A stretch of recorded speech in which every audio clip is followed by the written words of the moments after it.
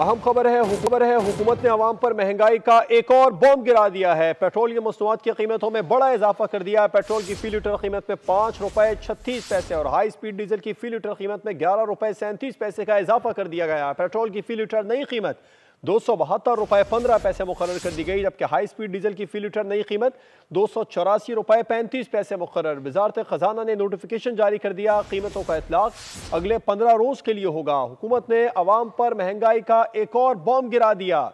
Petroleum मसनूआत की कीमतों में बड़ा इजाफा कर दिया। वजारत खजाना के नोटिफिकेशन के मुताबिक हाई स्पीड डीजल की कीमत में ₹11.37 का इजाफा हुआ, जिसके बाद नई कीमत ₹284.35 फी लीटर मुकर्रर कर दी गई। पेट्रोल की कीमत में भी ₹5.36 का इजाफा कर दिया गया।